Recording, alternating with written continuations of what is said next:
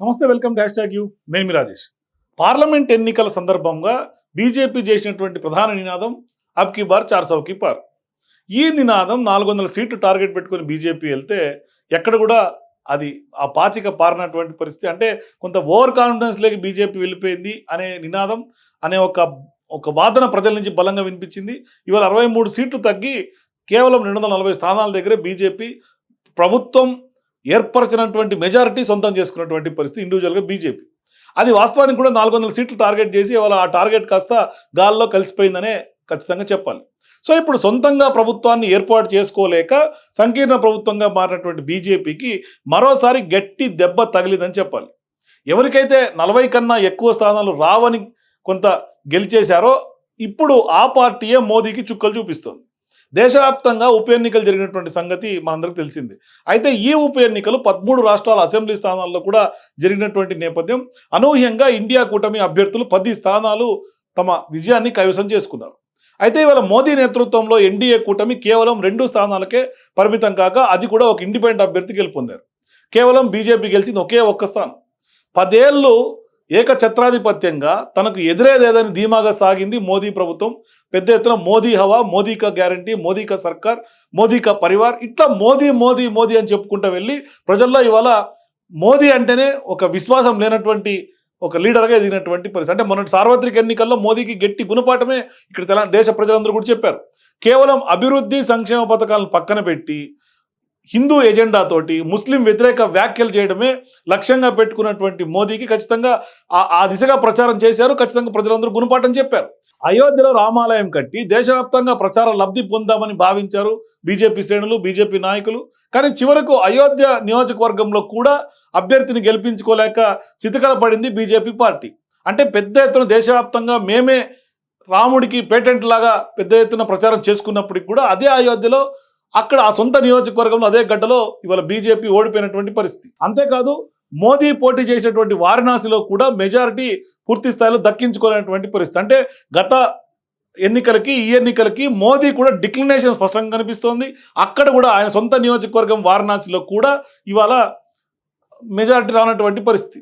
అంటే వాస్తవానికి ఈ ఎన్నికల్లో మోదీ గ్రాఫ్ తగ్గిందని ఖచ్చితంగా అర్థం చేసుకోవాలి. గుణపాఠం కూడా ఈ సార్వత్రిక ఎన్నికల ద్వారా మోదీ నేర్చుకోవాలి. మరి ఇప్పుడు ప్రతిపక్షాన్ని తక్కువగా పెద్ద ఎత్తున ప్రతిసారి అంచనా వేసి ఊహకంతన విధంగా ఇవాళ పెద్ద ఎత్తున పుంజుకుంటున్నటువంటి పరిస్థితి. అంటే దేశవ్యాప్తంగా ఒక రకంగా చెప్పాలంటే రాహుల్ గాంధీ చేసినటువంటి జోడో యాత్రను బీజేపీ అస్సలు పట్టించుకోలేదు. తాము ఏం చెప్పినా ప్రజలు వింటారులే అన్న ధోరణిలోనే బీజేపీ శ్రేణులన్నీ నడిచాయి. ఇవన్నీ మోదీ పైన వ్యతిరేకంగా పెద్ద ఎత్తున ప్రజల్లో చూపించినటువంటి పరిణామాలు. అంటే మోదీ వస్తే ముస్లిం రిజర్వేషన్లు రద్దవుతాయని ప్రచారం బాగా జరిగింది. ఎందుకంటే సార్వత్రిక ఎన్నికల్లో మోదీ అనుకో చేసినటువంటి విద్వేష ప్రసంగాలు బాగా పబ్లిక్లోకి బలంగా వెళ్ళి బెడిసికొట్టాయి. అంటే ఎన్డీఏ కూటమి ముస్లిం వ్యతిరేకతను పెద్ద ఎత్తున మూట కట్టుకుంది.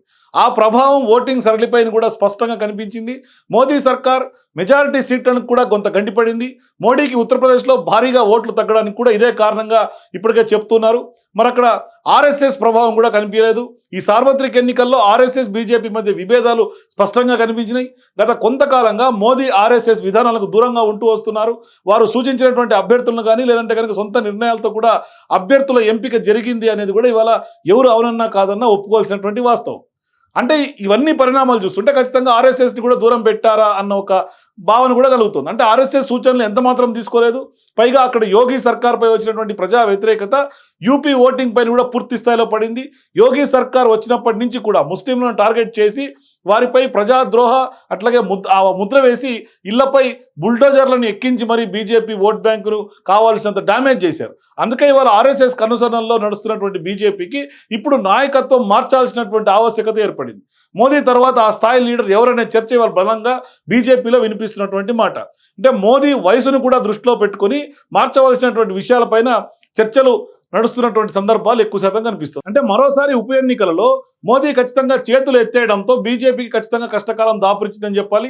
సొంత పార్టీలోనే ఇప్పుడు మోదీ నాయకత్వంపై అనుమానాలు మొదలెత్తాయి. నెక్స్ట్ ఆల్టర్నేట్ జనరేషన్ లీడర్ ఎవరు అనే ఒక చర్చ బలంగా ఇవాళ పార్టీలో కొనసాగుతోంది. మొన్నటి సార్వత్రిక ఎన్నికల్లో ఇండియా కూటమి గెలుపు గాలివాటం కాదని ఈ ఉప ఎన్నికలు ఖచ్చితంగా నిరూపించాయి. అంటే వాస్తవానికి ఏదో గాలిలో కొట్టుకొచ్చారనే ప్రచారం చేశారు. మా బలం ఇంకా ఉందని ప్రచారం చేసుకున్నారు. అయినప్పటికీ కూడా ఇవాళ ఉప ఎన్నికల రిజల్ట్స్ తర్వాత బీజేపీ పూర్తి స్థాయిలో గుణపాఠం నేర్చుకోవాల్సినటువంటి పరిస్థితి. అంటే ప్రతిపక్షాలు కానీ ఇండియా కూటమి కానీ ఎంత బలం దేశవ్యాప్తంగా పుంజుకుందో మొన్న జరిగినటువంటి ఉప ఎన్నికల రిజల్ట్స్ చూస్తే అర్థమవుతుంది. అంటే ఈ సంవత్సరం నవంబర్లో జరగబోతున్నటువంటి హర్యానా, జార్ఖండ్, మహారాష్ట్రాల ఉప ఎన్నికల్లో ఖచ్చితంగా మళ్ళీ ఇవే ఫలితాలు రిపీట్ అయ్యే ఛాన్స్ ఎక్కువ శాతం ఉందనేది విశ్లేషకుల యొక్క అంచనా. అయితే ఆ ఫలితాలు కనుక ఇండియా కూటమి మరొకసారి ఆ రాష్ట్రాల్లో పెరిగి మోదీకి దెబ్బ తగిలితే ఖచ్చితంగా భవిష్యత్తులో కష్టకాలమే. ఎందుకంటే 5 ఏళ్ళు ప్రభుత్వం ఇప్పుడే ఉండదు అనే చర్చ ఎక్కువ శాతం వినిపిస్తోంది. ఇండియా కూటమిలో ఉన్నటువంటి అనేక పార్టీలు, అనేక లీడర్లందరూ కూడా ఇవాళ మోదీకి పూర్తి స్థాయిలో 5 ఏళ్ళు నడిపే పరిస్థితి లేదు అనే విశ్లేషణలే ఎక్కువ శాతం ఉన్నాయి. మరి ఈ రాష్ట్రాల్లో ఈ ఉప ఎన్నికల ఫలితాలు అక్కడ రిపీట్ అయితే మోదీపై ఉన్నటువంటి వ్యతిరేకత అక్కడ ఓట్ బ్యాంక్గా మారి ప్రధానంగా ఇదే హిందుత్వ ఎజెండా అక్కడ బెడిసి కొడితే స్పష్టంగా మోదీకి ఇక రాను కష్టకాలమే ఉండబోతుంది. భవిష్యత్తులో మోదీ చరిష్మా కానీ, మోదీ యొక్క ఇమేజ్ కానీ పూర్తిగా డిక్లినేషన్. మొన్న నేను చెప్పినట్టుగానే మోదీ గ్రాఫ్ పడిపోయిందంటే కామెంట్స్లో పెద్ద ఎత్తున మోడీ గ్రాఫ్ పడిపోలేదు, కేవలం నువ్వు అనుకుంటే పడిపోతుందంటూ కూడా కొంతమంది కామెంట్స్ చేసినటువంటి పరిస్థితి. వాస్తవానికి ఇవాళ ఉప ఎన్నికల రిజల్ట్స్ చూస్తుంటే మరి మోదీ గ్రాఫ్ పడిపోయిందా లేదంటే ఇంకా నిటార నిల్చుందా? మీరే మీ అభిప్రాయాలు కామెంట్స్ రూపంలో మరొకసారి చెప్పండి. For more videos please watch #.